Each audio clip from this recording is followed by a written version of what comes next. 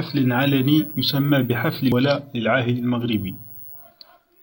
هذه الطقوس تبدأ باصطفاف القياد والعمال والوزراء بلباس أبيض وفي سكون وهدوء كبير، وبعدها يقف رجل من سادة القصر الملكي ليقرأ على الواقفين في صمت مضمون وثيقة البيعة للملك المغربي. وبعدما يتلو تلك الوثيقة يقول باللهجة المغربية: الله يبارك في عمر سيدي، أي اللهم بارك في عمر سيدي. ثم يقوم بالركوع 4 ركعات باتجاه الملك مع قوله من الملك: الله يبارك في عمر سيدي.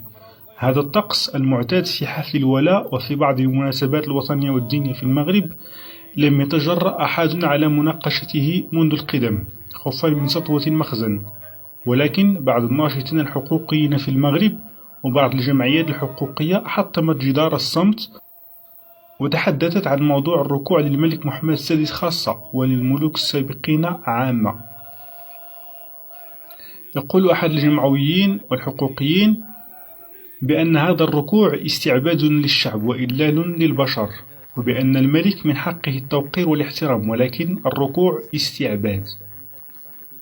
وقال المرشد العام لجماعة العدل والإحسان في لقاء له على قناة عربية بأنه رفض الدخول على الملك محمد السادس لأنه سيكون ملزما بالركوع له، والركوع لغير الله مدلة. فيا ملك المغرب انهاهم عن هذا ولو ورثوه من قبل، إنك آمرهم وأميرهم وإنهم مطيعوك، فأمرهم بالحق والرشاد وانههم عن هذا، لا حاجة لك بها ولا حاجة لهم بها. وهذا مما لا يطاع فيه الأمير أصلا، يعني الأمير لا يطاع في معصية الله، والركوع لغير الله معصية.